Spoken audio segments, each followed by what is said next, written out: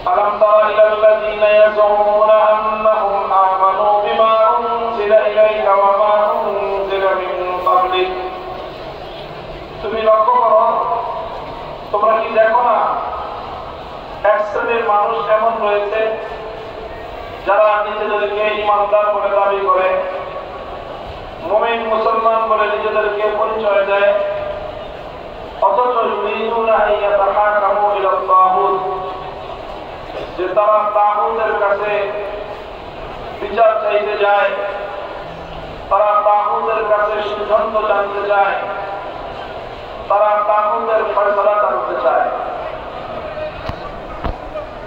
আয়াতের মধ্যে আল্লাহ পাক রব্বুল আলামিন ব্যর্থহীন ভাষায় এই কথাই বলেছেন যে কোন ব্যক্তি যদি আল্লাহর উপর বিশ্বাসী হয় আর ঈমানদার হয়, সে কোশ্চিনকালেও তাগুতের ফয়সালা এবং তাগুতের সিদ্ধান্ত মানতে পারে না। আর যারা তাগুতের সিদ্ধান্ত মানবে, যারা তাগুতের ফয়সালা মানবে, তারা আর কিছু হলেও ঈমানদার হতে পারে না।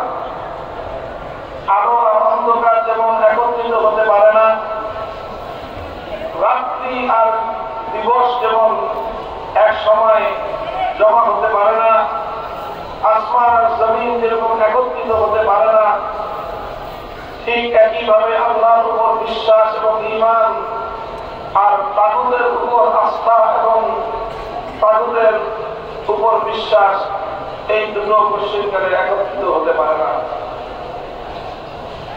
আল্লাহ পাক রব্বুল আলামিন এই জায়গাটাতেই বিস্ময় প্রকাশ করেছেন, আশ্চর্য প্রকাশ করেছেন, অথচ কিছু মানুষ এই কাজটাই করে যায়। তারা নিজেদেরকে মুমিন বলেও পরিচয় দেয়, আবার তারা তাগুতের উপরে আস্থা রাখে এবং তাগুতের ফয়সালা মানে। এটা কোন কোশ্চিনকালেও এটা হতে পারে না। সুতরাং তারা যেহেতু তাগুতের কাছে বিচার চায়, ফয়সালা মানতে চায়, তাদের ঈমান থাকতে পারে না। কোরআনে পাকের অনেকগুলো আয়াতের মধ্যে আল্লাহ পাক রব্বুল আলামিন আল্লাহর উপর ঈমান এবং তাগুতের উপর বিশ্বাস, এই দুটোকে দুই মেরুতে আল্লাহ দেখিয়ে দিয়েছেন। সূরাতুল বাকারার মধ্যে আল্লাহ বলেছেন, قد تبين الرشد من الغي فمن يكفر بالطاغوت ويؤمن بالله فقد استمسك بالعروة الوثقى। হিদায়াত এবং গোমরাহি পরিষ্কার, আলাদা আলাদা, দিবালোকের ন্যায় পরিষ্কার। কোন রাস্তা সঠিক পথ, কোনটা বেঠিক পথ, কোনটা হিদায়াতের পথ, কোনটা গোমরাহির পথ, এই দোষটা আল্লাহ বলতেছেন যে দিবালোকের ন্যায় পরিষ্কার। ফামান ইয়াকফুর বিত-তাগুতি ওয়া ইউমিন বিল্লাহ, যে তাগুতকে অস্বীকার করে আল্লাহর উপর ঈমান আনবে, সেই একমাত্র সঠিক পথের ধারণকারী হবে।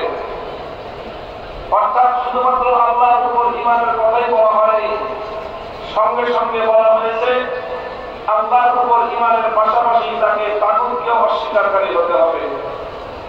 আর কেউ যদি আল্লাহর উপরেও বিশ্বাস করে, তাগুতকেও অস্বীকার করতে পারে না, সে ব্যক্তি ঈমানদার হতে পারে না। মুমিনদের জন্য রাস্তা পরিষ্কার। আল্লাযীনা আমানু ইউকাতিলুনা ফী সাবিলিল্লাহ ওয়াল্লাযীনা কাফারু ইউকাতিলুনা ফী সাবিলিত তাগুত। যাদের ঈমান রয়েছে তারা আল্লাহর পথে লড়াই করবে, আর যারা বেঈমান তারা তাগুতের পথে লড়াই করবে। পৃথিবীতে হক এবং বাতিলের লড়াই অনিবার্য।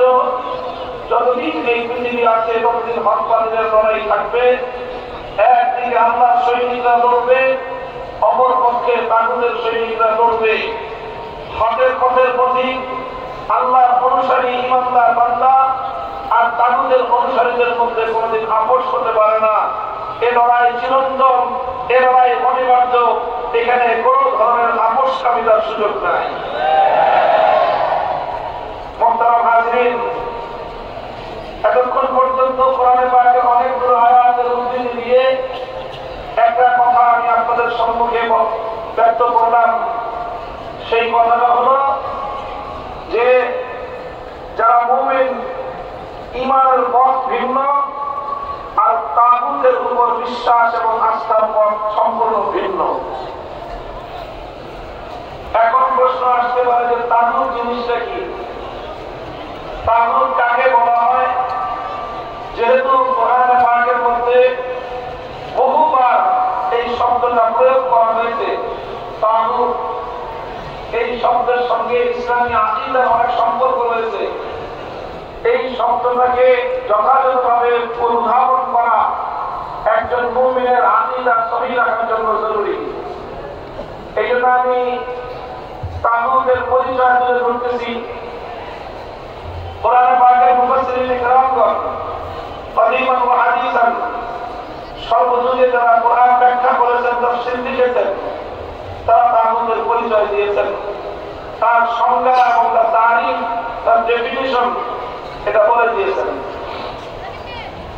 সমস্ত কথাগুলোকে যদি একত্রিত করা হয় তাহলে তাগুতের যে পরিচয় পাওয়া যায় সেটা হলো কোন গায়রুল্লাহকে যদি আল্লাহর আসনে বসানো হয়, কোন গায়রুল্লাহকে যদি আল্লাহর আসন দেওয়া হয়, সেই গায়রুল্লাহকেই বলা হয় তাগুত। আপনারা কথা বুঝতেছেন আমার? একটু রাশব্দ করে, যদি কোন গায়রুল্লাহকে আল্লাহর আসনে বসানো হয় তখন সেই গায়রুল্লাহকে বলা হয় তাগুত।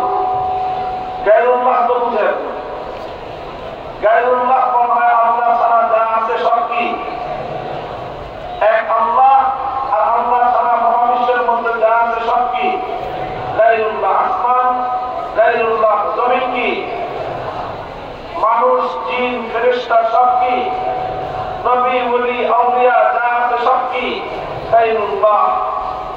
তো যে কোনো গায়রুল্লাহকে যদি কেউ আল্লাহর স্থানে বসায়, কোন গায়রুল্লাহকে যদি কেউ আল্লাহর আসন দান করে, যে আসন আল্লাহর জন্য নির্ধারিত, যেই জায়গাটা এক আল্লাহর জন্য নির্ধারিত, সেই জায়গায় যদি কোন গায়রুল্লাহকে বসানো হয় তখনই সেই গায়রুল্লাহকে বলা হয় তাগুত।